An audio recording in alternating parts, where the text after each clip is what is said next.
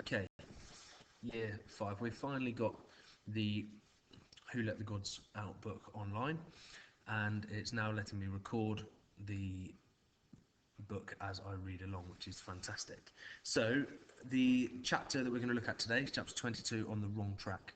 And we are going to, then there will be some questions posted in the activity on Class Dojo that I'd like you to answer about this chapter, please. Okay, so nearly a week into her first visit to Earth, Virgo felt she was making outstanding progress with her mortal research. They were a curious category, but she found their endless diversity fascinating.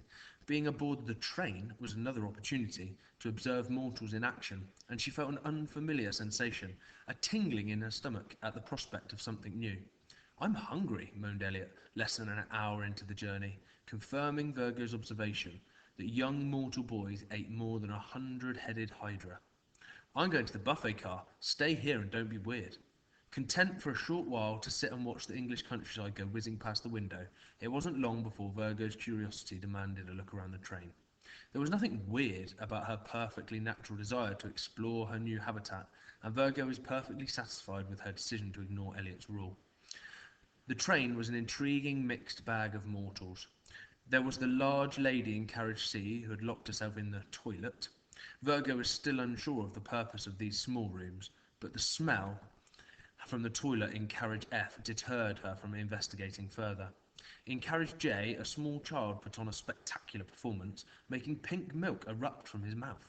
Strangely, the mortal in the suit opposite him didn't seem to enjoy the show or appreciate Virgo's enthusiastic applause. Many mortals seemed displeased that the train was running 15 minutes late. Time was a big concern in the mortal mind, which was odd, because they didn't appear to have anything particularly important to do. As Virgo arrived back at her seat, she wondered what it must be like to live in this strange, imperfect world.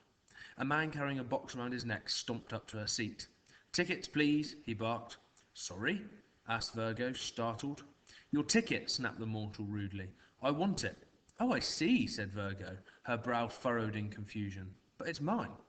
This annoyed the mortal. Mortals often became annoyed extremely quickly over nothing. Virgo suspected it was because their clothing was too tight.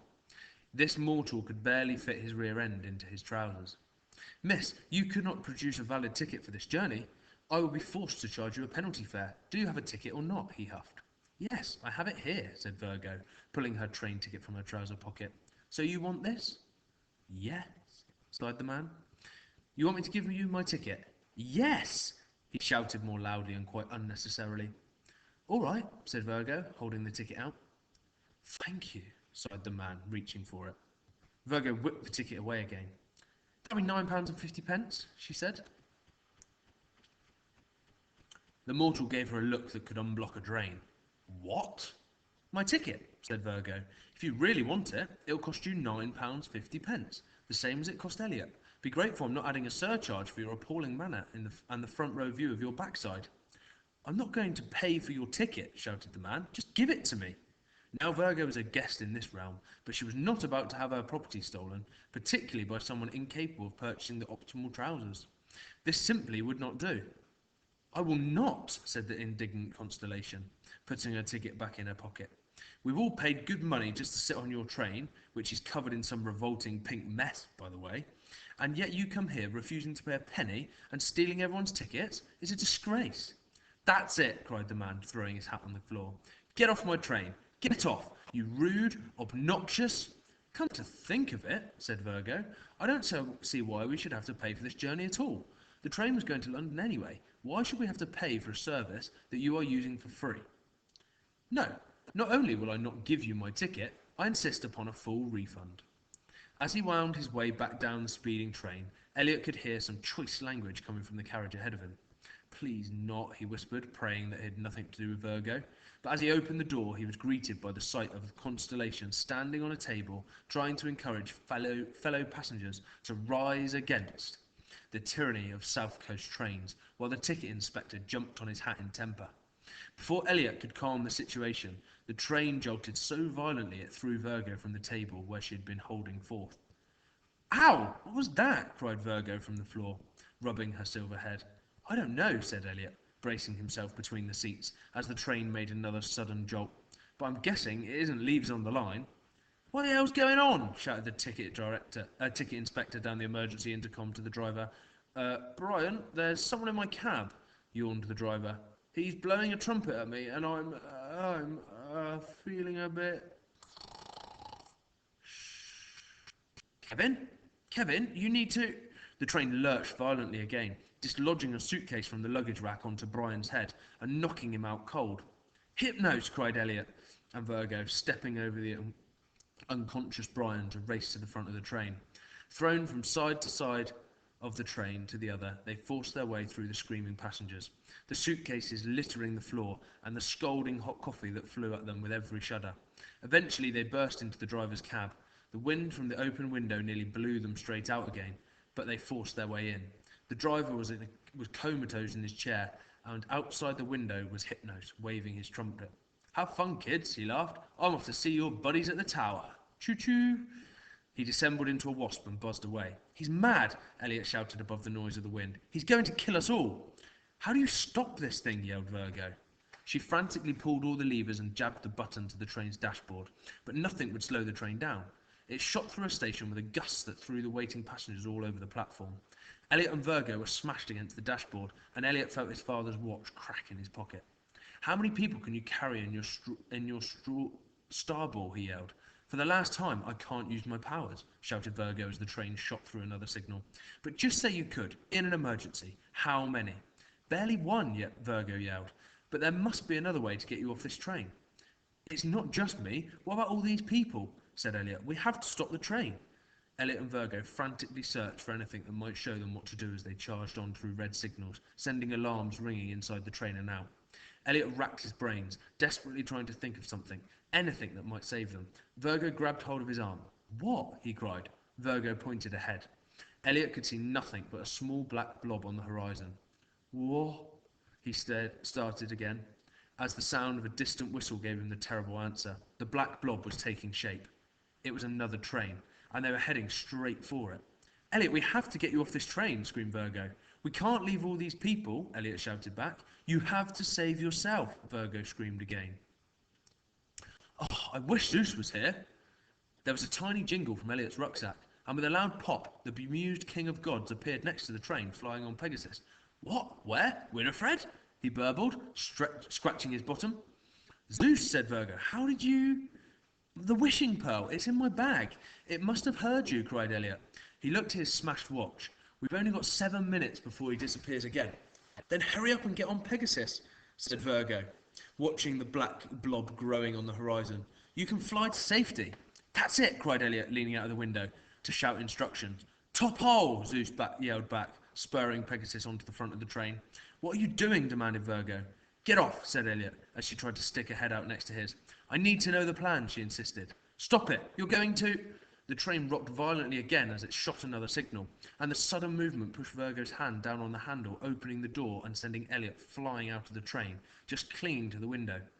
Elliot, Virgo screamed. Zeus! Zeus! But plainly, Zeus could hear nothing over the roar of the engine as he tried to secure Pegasus' reins to the front of the train. Help! Elliot howled as the track whizzed perilously under his feet.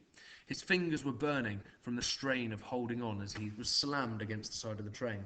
He clung on for all his might, but his grip was starting to slip. Virgo searched her jean pockets for anything that would help. The other train was approaching fast. She found her what's what. Help! She screamed at the blank parchment. Help! The parchment started to scribble. The need for assistance, often urgently, from someone or something in a moment of particular need. Ah, said Virgo, you are so suboptimal. You're lucky I don't throw you out the window. Wait. She looked at Zeus up ahead before leaning out of the other door and taking aim at the Olympian.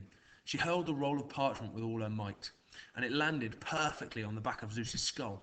What the blazes? Shouted Zeus, turning to see Virgo gesturing wildly at Elliot. I can't hold on, said Elliot, his white fingers lost their final grip on the window. He shut his eyes and prepared to drop his doom. Gotcha! Boomed a huge voice as a strong arm grabbed his rucksack and hauled Elliot onto the back of Pegasus. He looked at the sundial on his wrist. We've only got 5 minutes. Let's get a shift on. Virgo, tie these to the door. He threw Pegasus' reins to the constellation.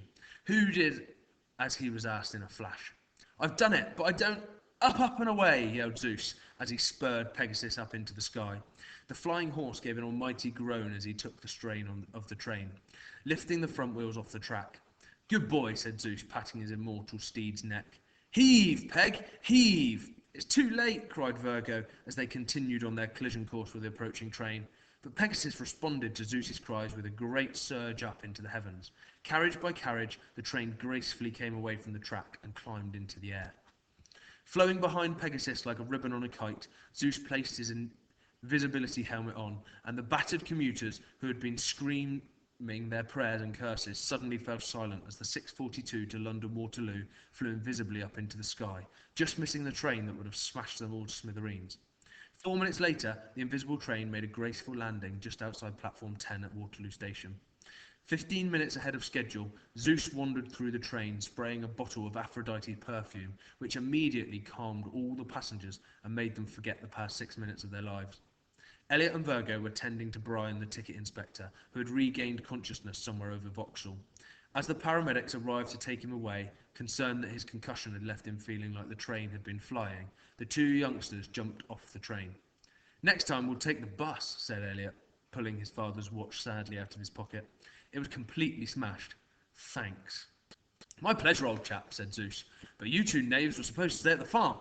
"We had to find you," said Virgo. "Hypnos knows about the plan." "Crevens!" blasted Zeus. "Bundle them both on board my Pegasus. We need to saddle up. By my reckoning, the wishing pearl runs out in 3, 2, 1, and with a great pop, the pearl pinged them away into thin air. Okay, so that is chapter 22. Okay, now you need to look at the questions. It's a worksheet that's been posted on this activity, and you need to answer the questions, okay, on that activity and send that back in to me. So, look forward to hearing your work from that, or seeing your work from that chapter.